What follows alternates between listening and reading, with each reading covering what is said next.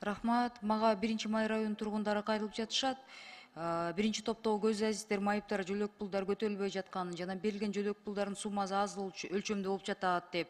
Ошондой эле республикада биринчи группадагы көз азиздер инвалидтердин жанында жетелеп жүргөнгө адамдарга муктажбыз деп кайрылып жатат да. Алмаса Кунжанович өкмөттөн суранат элем да ошого көз убакыт бөлүп караштырып койгулачы.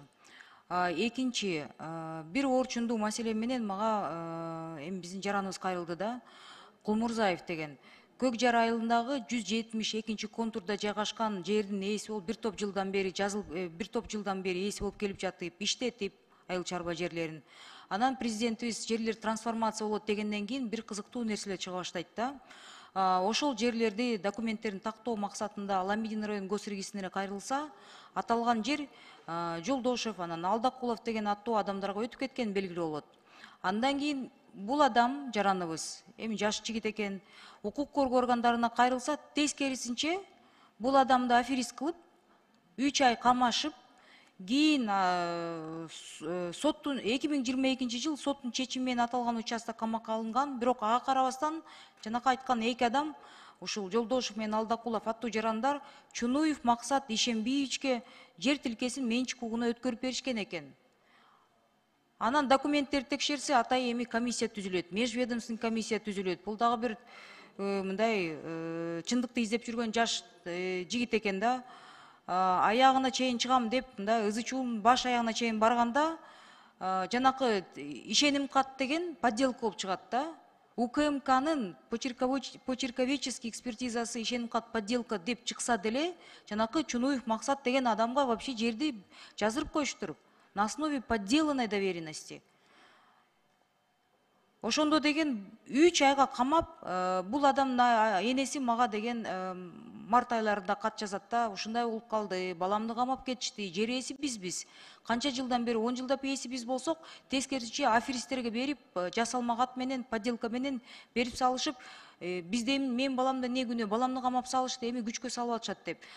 Мен укук коргоо органдарына кайрылсам, укук органдары биздин башкы прокуратурабыздын жообу аябай кызыктуу болуп калды. Мен ушу кайра суранат элем. Бул адам менен да жолуктум мына бир жума мурда.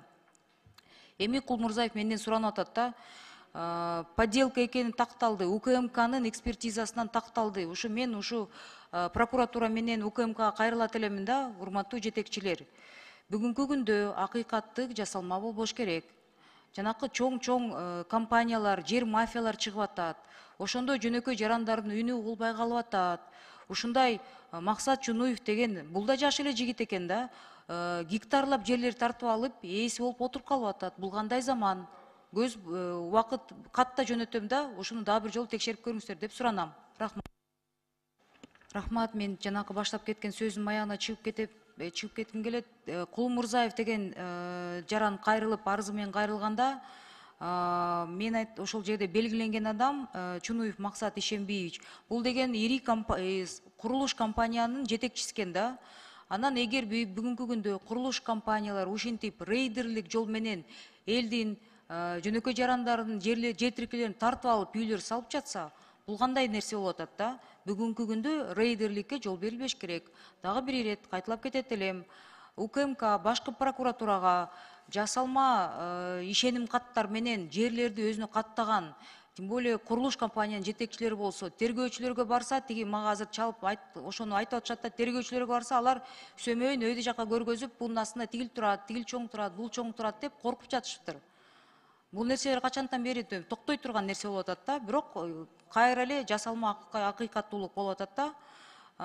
И я думаю, биздин президентибиз деген жанакы трансформация ишин баштаганда жөнөкөй жарандардын кызыкчылыгы биринчи ирет турат деп баштаган болчу да. Бул жерде аферисттер, анан жерди бирөөнүн мындай мыйзамсыз жерлерин тартып алган, жасалма ишеним кат менен тартып алган курулуш компанияларга болушпайт деген ниетте болгон мындай жакшы ой пикирлердин баары бузулуп атат да. Андан кийинки мага Бишкек шаарынын Челябинск көчөсүндө биринчиден номер 1ден 10го чейин катталган жерлердин 671 сандуу токтом менен 2009 жылы мэрия жеке жактарга өткөрүп берген экен. Жашоочулар жер тиркеleri мыйзамсыз берилгенин айтып келишүүдө.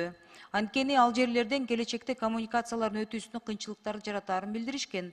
Ошондой эле тургундардын үйлөрүнө жана балдар аянтчасына кирип чыгышына кыйынчылыктар болуп жатат деп жазып жатышат да. Бирок тилекке каршы бүгүнкү күндө биздин карапайым жарандарыбыздын гана мыйзам бузууларына көңүл бурулуп келүүдө.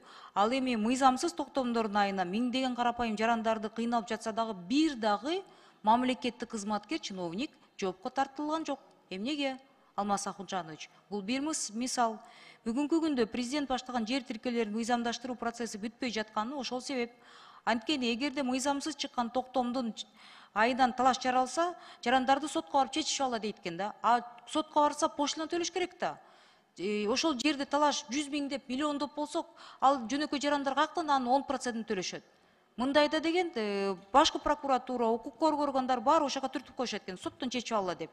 Сотто госпошлина төлөбөсө каралбайт, госпошлина чоң сумма түзүп калган учурлар да болот. Ушинтип мамлекет өзү кетирген ката болуп атат да. Жөнөкөй жарандар өзүңөр чечип алла деген туура эмес. Мамлекет сөзсүз түрдө жарандардын кызыкчылыгынын аркасында туруш керек. Аферисттердин кызыкчылыгынын аркасында турбаш керек. Жер тиркелери бири-бирин минип калган учурлар, бир адам жашап калса, башка